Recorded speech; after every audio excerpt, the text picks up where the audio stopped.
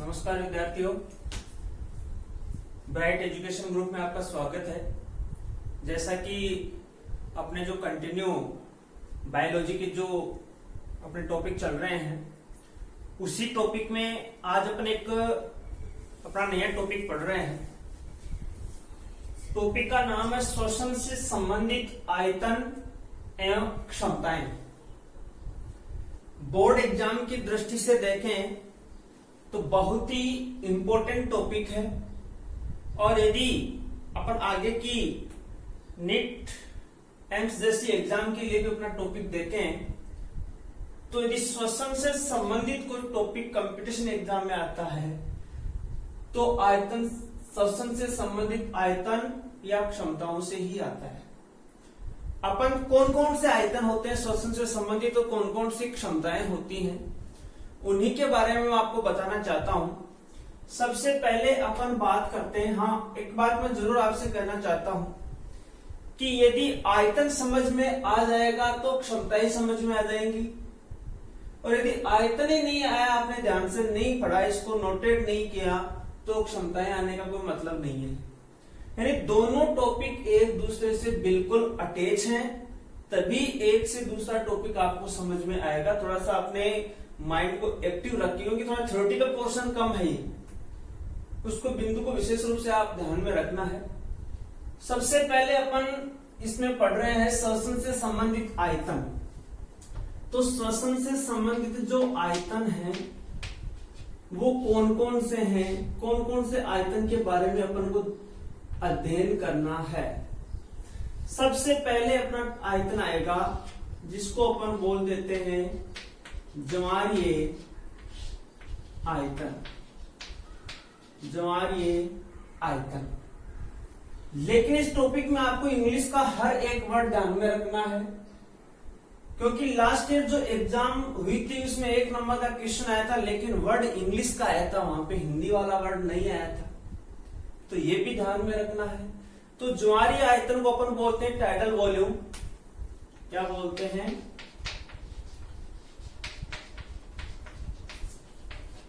यानी अपन ऐसे लिख सकते हैं, इसको अपन क्या बोल देते हैं शॉर्टकट में, टीवी। दूसरा अपना होगा निश्वसित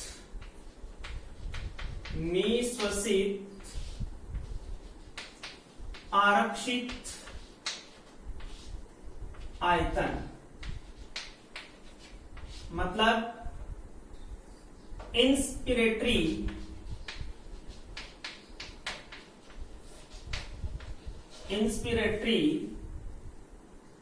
रिजर्व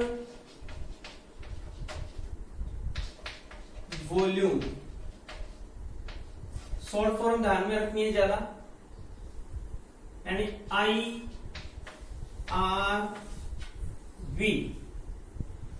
और तीसरा अपना होगा उच्छ्वसित आरक्षित आयतन। मतलब एक्सपिरेटरी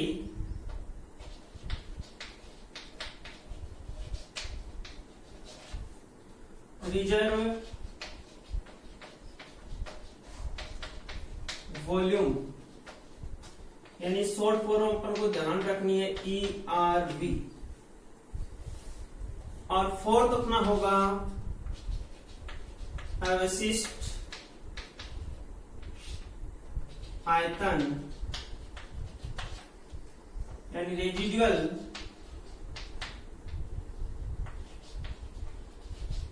वॉल्यूम, यानी RV। तो आयतन की जब अपन बात करेंगे तो अपने पहला जो आयतन आएगा वो ज्वारीय आयतन आएगा, टीबी आएगा। दूसरा निश्वसित आरक्षित आयतन, inspiratory reserve volume, IRV। Third आएगा उच्छ्वसित आरक्षित आयतन, यानी एक्सपिरेटरी रिजर्व वॉल्यूम, यानी ERV। और अवशिष्ट आयतन है रेजिडुअल वॉल्यूम, यानी RV। तो एक तो पॉइंट्स को क्या करना चाहिए, जैसे आप स्क्रीनशॉट ले लिया करो।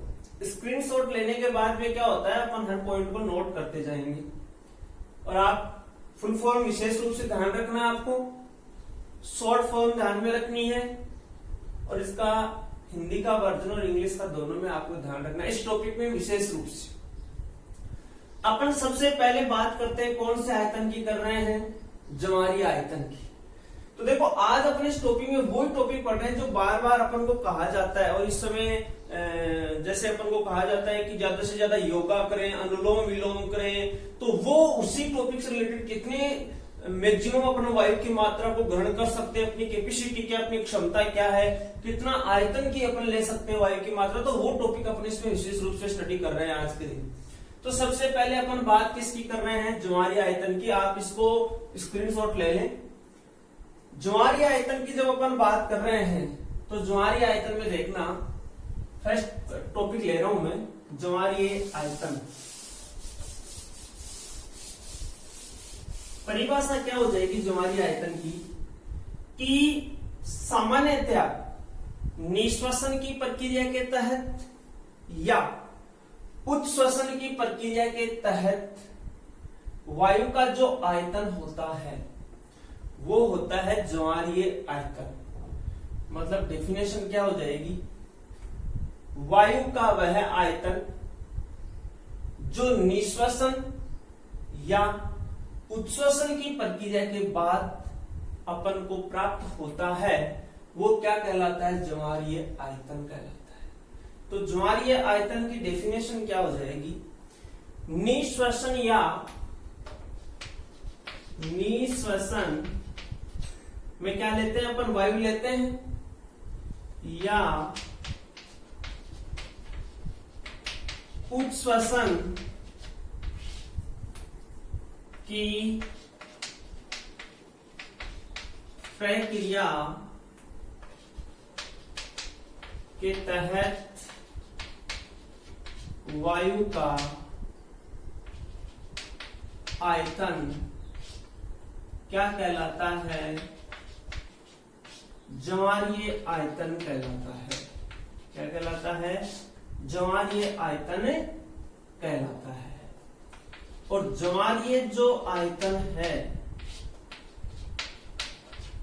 ज्वारीय आयतन को अपन किससे रिप्रेजेंट करते हैं, टीवी से रिप्रेजेंट करते हैं, टाइडल वॉल्यूम से। अब इसका मान ध्यान में रखना कि जो निश्वसन की प्रक्रिया हुई और उच्छ्वसन की प्रक्रिया के तहत जो वायु का आयतन अपन को प्राप्त हुआ वह कहलाता है ज्वारीय आयतन। और इस ज्वारीय आयतन का जो मान होता है वो होता है कितना, 500 ml। कितनी माप होती है ज्वारीय आयतन की, 500 ml होती है। अपनी बुक में यही दिया हुआ है, लेकिन लास्ट ईयर एग्जाम में 1 नंबर का क्वेश्चन क्या आया था कि एक स्वस्थ व्यक्ति का ज्वारीय आयतन लीटर में कितना होता है। क्वेश्चन एग्जाम में क्या है, ध्यान से सुनना, कि एक स्वस्थ व्यक्ति का ज्वारीय आयतन लीटर में कितना होता है, और अधिकांश बच्चे आंसर लिख करके है 500 लीटर, क्योंकि 500 ml था, बुक में 500 ml था, तो 500 लीटर लिख करके आगे, इसका मतलब क्वेश्चन क्या हुआ, रॉन्ग। तो लीटर में भी अपन वैल्यू नोट कर दे तो कितना आ जाएगा, 0.5 लीटर। ये इस बिंदु को थोड़ा सा, यानी हर जो इसका मेजरमेंट आ रहा है, जो मापन आ रहा है, जितना भी इसकी वैल्यू जा रही है उनका आप लीटर में कन्वर्ट कर लेना नॉर्मल वे में, कोई ज्यादा बड़ी बात नहीं है। ये बात किसकी थी, ज्वारीय आयतन की थी, टीवी की थी। तो आप ऐसे नहीं लिख सकते, तो स्क्रीनशॉट लेते जाए तो फिर नोट्स इसके कंटिन्यू बनाते जाओ। ज्वारीय आयतन के बाद अपना अगला जो टॉपिक बचता आयतन का, उसको अपन बोल सकते हैं निश्वसित। सेकंड क्या था, निश्वसित आरक्षित आयतन। यानी शॉर्ट फॉर्म मैंने आपको इस फुल फॉर्म बता दी थी, शॉर्ट फॉर्म में यहां नोट कर रहा हूं IRV। तो निश्वसित आरक्षित आयतन का मतलब क्या हुआ, यानी अपन बलपूर्वक जितनी ऑक्सीजन ग्रहण कर सकते हैं, यानी जितनी निश्वसन की प्रक्रिया के तहत अपन ऑक्सीजन ग्रहण कर सकते हैं, तो वायु का वह जो आयतन होता है वह क्या कहलाता है, निश्वसित आरक्षित आयतन। मतलब डेफिनेशन को अपन अपने हिसाब से कैसे भी कन्वर्ट कर सकते हैं। तो वायु का वह आयतन जो बलपूर्वक निष्वसन की प्रक्रिया के तहत होता है, या इसका अपन ये भी नोटेट कर सकते हैं कि बलपूर्वक निष्वसित आरक्षित आयतन बलपूर्वक निष्वसन की प्रक्रिया के तहत वायु का जो आयतन है वो क्या कहलाएगा, निष्वसित आरक्षित आयतन कहलाएगा। तो क्या डेफिनेशन हो जाएगी, बलपूर्वक निष्वसन की प्रक्रिया के तहत वायु का आयतन निष्वसित आरक्षित आयतन कहलाता है। और इसकी वैल्यू किससे शॉर्ट फॉर्म क्या है, IRV। और इसका जो माप होता है किसका, निष्वसित आरक्षित आयतन का, वो होता है 2500 से लेकर के कितना होता है, 3000 ml होता है। ये ध्यान में रखना विशेष रूप से निष्वसित आरक्षित आयतन के लिए। आगे चले, आगे अपना थर्ड आयतन आता है जिसको अपन बोल देते हैं उच्छ्वसित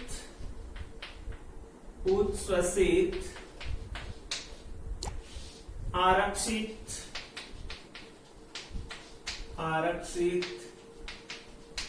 आयतन, मतलब ERV। तो डेफिनेशन अपने हिसाब से कन्वर्ट करनी है। बलपूर्वक उच्छ्वसन की प्रक्रिया के तहत प्राप्त वायु का आयतन उच्छ्वसित आरक्षित आयतन कहलाता है। क्या डेफिनेशन हुई, बलपूर्वक उच्छ्वसन की प्रक्रिया के तहत प्राप्त वायु का आयतन उच्छ्वसित आरक्षित आयतन कहलाता है। और इसकी जो वैल्यू होती है इसकी ERV की, तो ERV का जो माप होता है वो ध्यान में रखना है, कितना होता है, 1000 ml से लेकर के 1100 ml होता है। कितना होता है, 1000 ml से लेके 1100 ml होता है। और फोर्थ अपना जो आयतन आता है वो होता है अवशिष्ट आयतन, मतलब रेजिडुअल वॉल्यूम यानी RV। ये किसे कहेंगे कि पूर्ण रूप से उच्छ्वसन की प्रक्रिया के तहत, पूर्ण रूप से उच्छ्वसित प्रक्रिया के तहत वायु की वह आयतन, वायु का वह आयतन यानी जो वायु फेफड़ों में क्या रह जाती हो, स्टोर रह जाती हो। मतलब डेफिनेशन को कन्वर्ट करना है तो कैसे करना है अपन को, उच्छ्वसित या वह वायु का वह आयतन, वायु का वह आयतन जो उच्छ्वसित प्रक्रिया के तहत फेफड़ों में शेष रहता है, क्या कहलाता है, अवशिष्ट आयतन कहलाता है। तो अवशिष्ट आयतन की डेफिनेशन क्या होगी, वायु का वह आयतन जो उच्छ्वसन या उच्छ्वसित प्रक्रिया के तहत फेफड़ों में शेष रहता है, यानी उच्छ्वसन की प्रक्रिया के बाद भी वायु का वह आयतन जो फेफड़ों में शेष रहता है, जो उसकी वैल्यूज है वो क्या कहलाएगा, अवशिष्ट आयतन कहलाएगा। और अवशिष्ट आयतन का जो मान होता है किसका, RV का, वो होता है कितना, 1100 ml से लेकर 1200 ml होता है। तो ये अपने आयतन थे। और इन आयतनों की प्रक्रिया के बाद अपनी आती है क्षमताएं। क्षमताओं का थोड़ा सा ध्यान में रखने वाली बात है, आयतन वाला टॉपिक अपना हो गया। आयतन के बाद अपनी आती है क्षमताएं, श्वसन से संबंधित जो क्षमताओं की अपन बात करते हैं वो। लेकिन इससे पहले साइड में मैं आपको कुछ बिंदु नोटेट कर रहा हूं, इनके मान ध्यान में रखने वाली बात है। जैसे टीवी का मान कितना था, 500 ml था। IRV का मान कितना था, 2500 से लेकर 3000 ml था। ERV का मान कितना था, 1000 से लेके 1100 ml था। और RV का मान कितना था, 1100 से लेकर 1200 ml था। ये आयतन वाले बिंदु आपको विशेष रूप से नोटेट करने हैं। क्षमताओं की जब अपन बात करते हैं तो सबसे पहले आती है निःश्वसित क्षमता। निःश्वसित क्षमता यानी आईसी, इंस्पिरेटरी कैपेसिटी, क्या कहलाएंगे, इंस्पिरेटरी कैपेसिटी यानी आईसी। तो निःश्वसित क्षमता की डेफिनेशन क्या हो जाएगी, निःश्वसित क्षमता किसे कहते हैं। तो आप वायु की वह मात्रा, ध्यान से सुनना, वायु की वह मात्रा जो बलपूर्वक निःश्वसित की जा सके, वायु की वह मात्रा जो बलपूर्वक निःश्वसित की जा सके क्या कहलाएगी, निःश्वसित क्षमता कहलाएगी। अब ध्यान देना, निःश्वसित क्षमता है यानी आईसी है, वो इजिकल टू किसके होती है, IRV एंड TV। कैसे, इस बात का ध्यान देना। IRV अपन ने पढ़ा था अंतःश्वसित या निःश्वसित आरक्षित आयतन, मतलब वायु का वह आयतन जो निःश्वसन की प्रक्रिया के तहत अपन को जिस वैल्यू में जो अपन को प्राप्त होता है। और टीवी क्या था, ज्वारीय आयतन क्या था कि निःश्वसन या उच्छ्वसन के तहत जो वायु का आयतन अपन को प्राप्त होता वो क्या कहलाता था, टीवी कहलाता। तो निःश्वसित कैपेसिटी क्या होगी, बलपूर्वक निःश्वसन के तहत जो मात्रा वायु की होती है वो क्या कहलाती है, निःश्वसित क्षमता कहलाती है। तो IC इजिकल टू IRV का मान कितना था, अपन ने 2500 से कितना लिया था, 3000 ml लिया था। तो मैं ये लिख रहा हूं IRV का मान कितना हो गया, 3000, और TV का कितना हो गया, 500। तो IC का मान यहाँ कितना हो गया, 3500 ml। ये डाटा ध्यान में रखने, इसीलिए मैं कह रहा था कि क्षमताएं पढ़नी होंगी तो आयतन ध्यान में आने जरूरी है।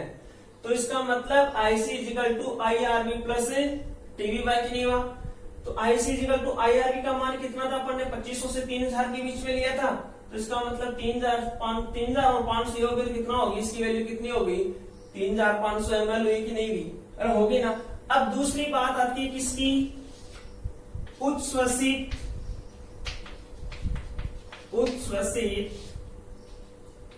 क्षमता। तो डेफिनेशन में तो कोई डिफरेंस नहीं है। वायु की वह मात्रा जो बलपूर्वक उच्छ्वसन के तहत प्राप्त होती है वो क्या कहलाती है, उच्छ्वसित क्षमता कहलाती है। वायु की वह मात्रा जो बलपूर्वक उच्छ्वसन के तहत क्या होती है, अपन को प्राप्त होती है, वो क्या कहलाएगी, उच्छ्वसित क्षमता कहलाएगी। अब इसको अपन ने इंस्पिरेटरी कैपेसिटी बोला था, तो इसको क्या बोलेंगे, एक्सपिरेटरी कैपेसिटी। इसका मतलब ये कौन सी होगी, इसी, ये कौन सी होगी, इसी। तो IC is equal to IRV plus TV था, तो EC इजिकल टू क्या हो जाएगा, ERV प्लस क्या हो जाएगा, TV हो जाएगा। तो EC इजिकल टू ERV की वैल्यू कितनी थी, अपन 1100 ले रहे हैं, और TV की कितनी हो गई थी, 500। इसका मतलब इसकी वैल्यू कितनी होगी, 1600 ml हुई कि नहीं हुई।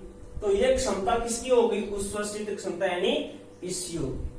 आपको वो डेफिनेशन नहीं है तो आप ये भी लिख सकते हो कि उच्छ्वसित क्षमता वायु की वह मात्रा जो उच्छ्वसित आरक्षित आयतन और ज्वारीय आयतन का क्या होता है, एक मान होता है। तो इन दोनों को मिला करके भी अपन डेफिनेशन नोट कर सकते हैं। अब देखो थर्ड अपनी कौन सी आएगी,